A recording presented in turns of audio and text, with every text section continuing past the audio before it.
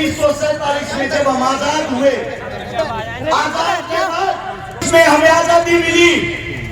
यहाँ से मिट्टी खोद के देख लेना, इस मिट्टी के अंदर हिंदू, मुसलमान, सिख, ईसाई सबका रक्त मिलेगा इस आजादी के लिए। लेकिन उसके बाद ऐसी क्या बात आई कि हिंदू और मुसलमान हमेशा के लिए एक दूसरे के दुश्मन हो गए। जवाहरलाल नेहरू और मोहम्मद अली जिन्ना दोनों को राजनीति का कीड़ा था, दोनों को प्रधानमंत्री बनना था। जिन्ना को बोले अपने मुल्क में मुसलमान एक तरफ ले जा और न्यारा पाकिस्तान बना दे, तेरे को प्रधानमंत्री बनना, तू वहां बन जा।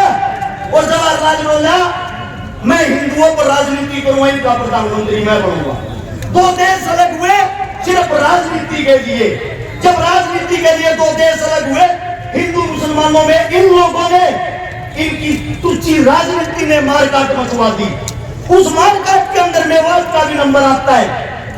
जब मेवात का नंबर आया, मेवातियों को बोला गया हिंदुस्तान को खाली करो, ये आप लोगों का देश नहीं है, पाकिस्तान चले जाओ। दिल्ली से रेल के अंदर बैठाते थे, आप लोगों को पाकिस्तान भेज देते थे।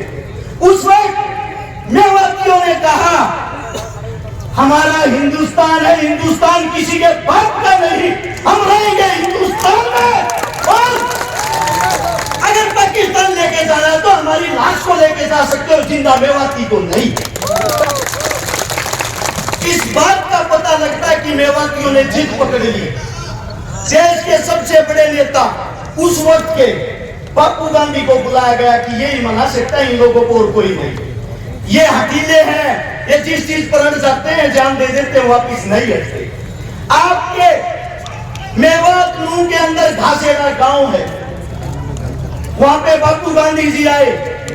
गांधी ने आप लोगों को मनाया, तुम्हारे को अच्छी सुविधा दिलवाऊंगा, अच्छी फैसिलिटी दिलवाऊंगा, आप लोग यहाँ से पाकिस्तान चले जाओ, वापिस आ जाओगे शांति होने के बाद। ये गांधी के शब्द थे।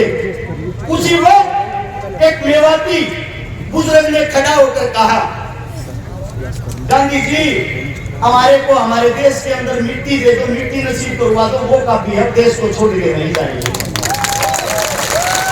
ये बात सुनने के बाद गांधी ने ऐलान किया मेवाती हिंदुस्तान की रीढ़ की हड्डी है और मेवाती यही रहेगा। अब बात आती है आप लोग पिछड़ क्यों रहे हो? मेवात की खबर पढ़ के देखते हो कभी? हमारी साइड जो अखबार आता है, टीवी आता है, उसमें दिखाया जाता है मेवात मिनी पाकिस्तान है। मेवात के अंदर तो बलात्कार होते हैं, मेवात के अंदर आदमियों को काटा जाता है। हमारी नई यूथ, युवा पीढ़ी उस अखबार को पढ़ती है, कच्चेदारियों की बातें सच मान के उस पे अमल करती है।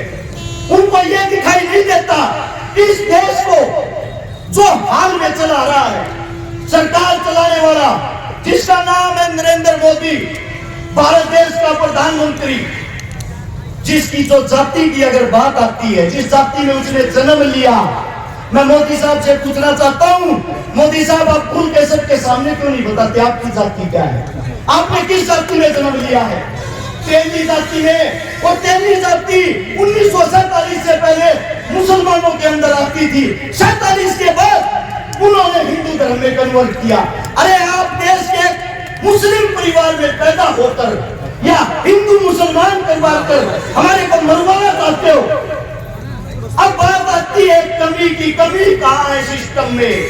कमी है आप लोगों के अंदर, कमी है हमारे अंदर। वो कमी क्या है? भगत सिंह, राजगुरु, सुखदेव लाहौर जेल के अंदर जब फांसी तोड़े जा रहे थे, उसके बाहर, जेल के बाहर लाखों आदमियों की भीड़ थी। सब उनको क्रांतिकारी मानते थे, सब उनको देशभक्त मानते थे। वे लाखों आदमी बाहर चिल्ला रहे थे इंकलाब जिंदाबाद, भगत सिंह जिंदाबाद। लेकिन एक भी आदमी के अंदर इंसानियत नहीं थी। वहां जितने बाहर खड़े थे, हिंदू, मुस्लिम, सिख, ईसाई खड़े थे, हिंदुस्तानी कोई नहीं खड़ा था।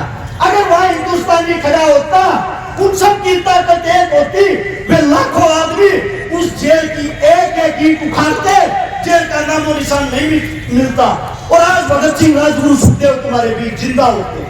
वही हालात आज है आप लोगों के लिए। जब हम बोलते हैं शिकारा सबका बोलने के बाद बात आती है तो जात जाति से है, और जात हिंदू थे ही नहीं। कमाल है भाई, हमने हिंदुस्तान के लिए जन्म लिया, हिंदुस्तान के अंदर जन्म लिया है। हमारे बुजुर्ग हमारे सामने बैठे हमारे काका ताऊ, ये रोज लठ रोड़ा पर जब लठ खावे इनको बोलते हैं ये तो देश द्रोही है। मैं पूछना चाहता हूं, जब बॉर्डर पर कोई बेटा कोई बच्चा शहीद होता है, आप लोगों ने उसकी जाति क्यों नहीं दिखाते? आज तक क्या किसी गुजराती बाबू ने सरहद के ऊपर लड़ाई लड़ी है? आज तक क्या किसी गुजराती बाबू ने हिंदुस्तान के लिए शहीदी दी है? अरे लड़े हम, मरे हम, देश को चलाए हम, और देश के राजा वो। आप लोगों के अंदर कमी ये है, आप अपने आप को नहीं पहचानते, आप अपनी ताकत को नहीं पहचानते, आप अपने बच्चों को आगे नहीं बढ़ने देते। ये कमी आप लोगों में। जब आपका बच्चा रोड पे मरता है, दो अन्य के टूस भैये आपके बच्चे को हिंदू मुसलमान बना के मार देते हैं, आप भी उस राजनीति में फंस जाते हो। आप लोगों के अंदर ताकत नहीं है क्या? आप अपने खून को भूल गए क्या? या धमकियों से डरने वाले हो? अगर धमकियों की बात करो, मेरी औरत जब मैं घर से निकलता हूं ये कहती है पता नहीं वापिस आएगा या नहीं। मेरी औरत जिसके साथ मेरी शादी हो रही है, उसके पेट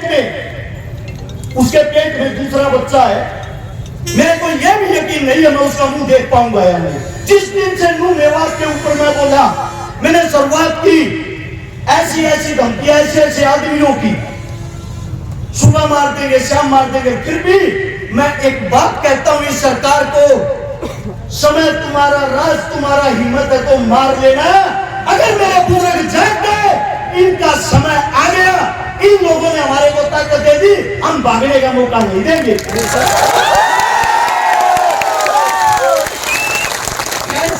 आप लोगों ने करना है। अरे इस देश का राजा किसान होता है, किसान। इस देश को संभालने वाला किसान का बेटा जवान होता है। और आप लोग अपनी ताकत भूलकर हिंदू मुस्लिम जाट ब्राह्मण में फंसकर उन लोगों के बहकावे में आए हुए हो। चारों तरफ से धरती माप लेना, हर 7 किलोमीटर पर एक मंदिर मिलेगा, हर 12 किलोमीटर पर एक मस्जिद मिलेगी, हर 5 किलोमीटर पर पीर बाबा मिलेगा। मैं आप सभी साथियों से एक बात पूछना चाहता हूं, सच बताना, दिल से बताना, क्या एक भी हिंदुस्तान का राजा शिक्षा, स्वास्थ्य, रोजगार, पढ़ाई लिखाई की बातें करता है? जरूरत ही नहीं, क्योंकि उनको मजा आ गया है। हिंदू मुस्लिम उनकी खुराक हो गई है। आप लोगों को लड़ाओ, कुर्सी पाओ, और फिर आप लोग भाड़ में जाओ। अरे आप लोग कब जागोगे? मैं आप लोगों से सिर्फ एक बात कहना चाहता हूं, अगर आप लोग इस मेवात की पंचायत को बिना किसी निरीक्षण के वापिस अपने घर चले जाते हो, आपके बेटे, आपके उन बच्चों की उम्मीदें टूट जाएंगी जो आज हमको धमकियां देते हैं। उनकी धमकियां सच हो जाएंगी। और आप लोगों में एक कमी है, जब आप लोगों की कोई लड़ाई लड़ता है उस वक्त तो आप टांग खींचते हो, और जब आपका बेटा, आपका बच्चा मर जाता है तब उसकी आप मूर्तियां बनाते फिरते हो। अरे जीते जी अपने का हाथ पकड़ के क्यों नहीं खींचते, टांग पकड़ना छोड़ के? मैं सभी साथियों से यह कहता हूं, जो भी मोदी जी बोले वो बातें मुद्दे की करे, हिंदू मुसलमान की करे, नूह मेवात की करे, ताकि सरकार को पता लग जाए जो आप भगाने वाली कला सीख रहे हो वो अब नहीं चलेगी आप लोगों की। एक नारा जोरदार, हम सब एक हैं। मैं बोलूंगा हम सब, आप लोग बोलोगे एक हैं। पता लगना चाहिए कुर्सी के ठेकेदारों को। चलो आप कुर्सी पे बैठ नहीं सकते, उस कुर्सी को हिलाने की हिम्मत तो रखो। हम सब एक हैं, हम सब एक हैं। इंकलाब जिंदाबाद, इंकलाब जिंदाबाद। कोई मेरे मुख से गलत शब्द, गलत बात निकली, आपका बच्चा, आपका बेटा, माधोर के आपके चरणों में माफी चाहता हूँ। राम राम, नमस्कार, जय हिंद।